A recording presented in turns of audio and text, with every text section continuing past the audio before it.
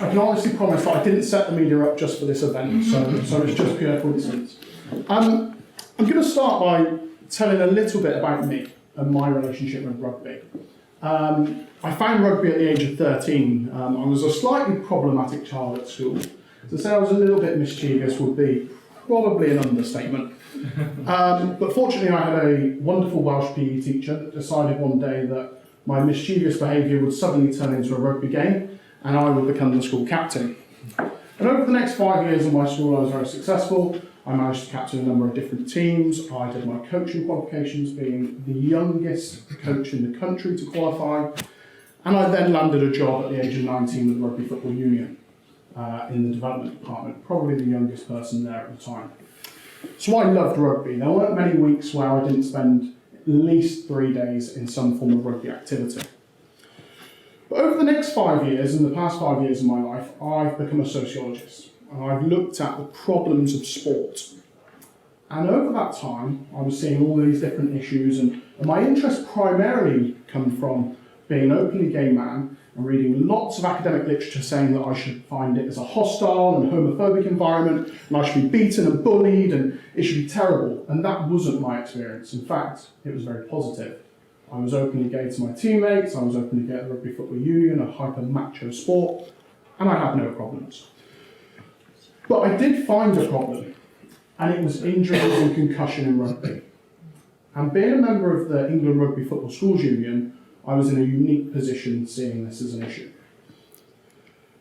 So rugby in schools, at present we find that it's currently played by about 77% of schools for boys, but only 44% or 46% for girls. So we've got this difference, and why? But more concerning for me, and quite alarming in fact, we found that 83% of schools made rugby compulsory for boys. They have no choice, they have to do it. And even more worrying is that 11% of schools, if a parent says, I don't want my child to play contact rugby, will take disciplinary action. And that increases to 21% for the child. So we can see we've got this situation where a large number of schools are playing contact rugby, and yet if they decide that they want to opt out of this sport, lots of schools will take disciplinary action because of it. And this really worried me. And many people say, well, why rugby? Why are you picking on rugby? What's your problem with rugby? Well, personally, I loved it. I thought it was a great sport. But we asked heads of PE, because they're the best people in the field to understand the risks of sport. And these are their top risk sports that they deliver in schools across England from a sample of 300 secondary schools, which is about 10% of the national population. And at the bottom we have skiing, athletics, gymnastics, basketball, netball and hockey, all below 10%. So very few schools say this is their highest risk activity. Football comes in at 17%, some saying it's their highest risk activity. Trampolining is 30%, and that doesn't surprise many. When I trained as a PE teacher, I had to go on a special qualification, learning how to put trampolines up and down, because of the risks that were associated with that. But what really stood out for me is 60% of schools recognise rugby as their highest risk activity that they deliver. But the difference between trampolining and rugby is the qualifications. So to teach trampolining, you have to do a qualification, you have to renew it every 3 years, and that's compulsory. No insurer will insure you if you don't. But to deliver rugby, you have to have nothing. Nothing at all. You could have never watched the sport, and then suddenly be coming into a PE lesson as a teacher and told you're going to deliver contact rugby, and that is absolutely fine by law. There are no requirements.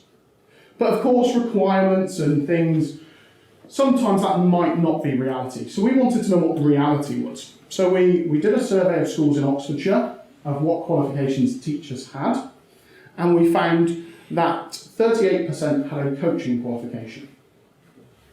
So 3/5 had no qualification. This could be historic as well. This isn't the last 3 years, the last 5 years. This could be 25 years ago. The game has changed considerably since then. For refereeing, it's slightly lower, around 26%.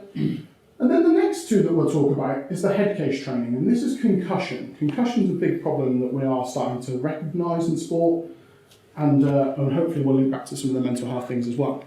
We've seen a big jump in the number of people doing concussion training, but it's still very low.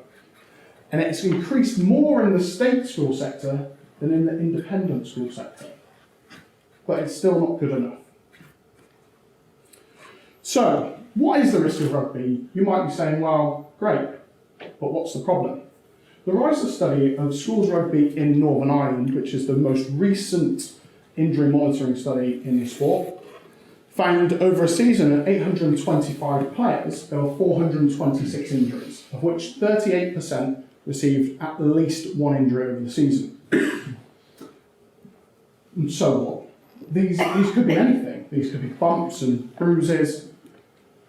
But what we found was 63% of these were in the tackle, and 49% of injuries required over 28 days away from sport. So most of these injuries aren't bumps or bruises, these are severe problems. This week on telly, I've had lots of debate with people and they're saying, but if we remove tackling, we're just contributing to the obesity problem. But surely if 49% of young people are out of the sport for 28 or more days, that's contributing to physical inactivity. And then 10%, or 81, were concussions. In America, these are called mild traumatic brain injuries for a reason. Now, rugby is a game for all shapes and sizes. I'm not the smallest guy in the world, and lots of sports I would struggle. But we also found that it was the larger gentlemen that played, because it's primarily boys, that are at the greatest risk. So, in terms of concussion, we can see rugby has an 8-fold over American football. I'm sure lots of us have seen the issues that are around American football from the United States. Many of you may have watched the concussion film of Will Smith recently as well.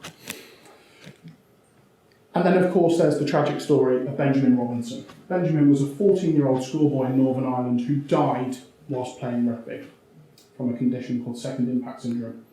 I would ask that you all go and read the press articles around it, especially of his mother, Karen. She watched her son's eyes roll in the back of his head on the ground after she tried a number of times to get him off the pitch. In fact, the referee called her a prima donna. So, what other things are caused by this? And of course, concussion is a big problem, and what are the outcomes of that? We can see post-concussive syndrome, which is concussive syndrome. It's the symptoms prolonged over a long time. There's chronic traumatic encephalopathy, which has been the issue that's received lots of attention recently, which is a neurodegenerative disease. But we can also see there's an increased chance of welfare payments, dementia, Alzheimer's, disability pensions, there's lower educational achievement, there's psychiatric inpatient admissions are increased as a result of one concussion under the age of 26 years. And then, of course, dying younger. In fact, this week there was another study released about rugby players, and on a whole host of health problems, they were worse off than the general population, with only the exception of diabetes. So what has been the message that we've been hearing? And of course, we've been fighting this ban tackling in schools rugby campaign for 18 months now. And all we're hearing is people trying to confuse the message, conceal things, conflate the message, delay, distract, and deflect. And this is what they say to us. They're calling for a ban on rugby. Well, no, we're not. We're calling on a ban of tackling in schools PE. They're not reporting the research. The Rugby Football Union has stacks and stacks of studies which are not being released at present. The data they have, the last piece of data they've reported is from 2013, nearly 5 years ago. Rugby is good for you, but they've not presented any evidence to suggest that, and in fact the studies are suggesting the opposite. We just need more evidence, and this delays the process. We've not got that little piece of evidence from that specific area. But of course, the evidence from all other areas is suggesting rugby has a higher risk of injury than other team sports. Of course, the Rugby Safe initiative, which has recently been removed from England Rugby's website because of some false information that they were sharing.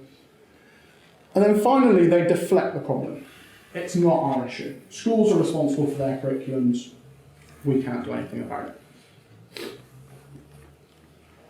So, what can we do to reduce the risk of rugby and the injuries of concussion and so on? So, at the top, and this is the hierarchy of risk, you may have seen this if anybody's got a background in health and safety. If we're using a ladder, what we try and do is we try and reduce the risk as much as we can. And as we go down, the most effective way of reducing the risk would be removing the game. Take the risk away completely. The next one would be replacing the tackle with something else. The next one would be refining the tackle technique. Next would be education and regulation. And finally would be scrum caps. Now, the Rugby Football Union or rugby authorities looked at this from the reverse up. So first of all, that they recognised that helmets and scrum caps were ineffective for preventing injury and concussion. Next, they looked at education and the head case programme, but essentially, by the time that we recognise somebody's concussed, they're already injured. They're already damaged. So it's tertiary care focused. And we actually don't evaluate these things. Currently, they're now starting to look at tackle technique modifications and strength and conditioning, for which there is no evidence to suggest will work. If we look at the best trained tacklers, they also have the highest risk of injury because they value performance over safety. So what we're calling for is replacing the tackle with something else. And there is evidence to suggest when you remove that contact element, there's a threefold reduction of concussion. So this is what we should be focusing on. Now, I believe that rugby is a great sport, but I don't believe it's a sport for physical education in schools. I don't want to see more PE lessons like this. Thank you.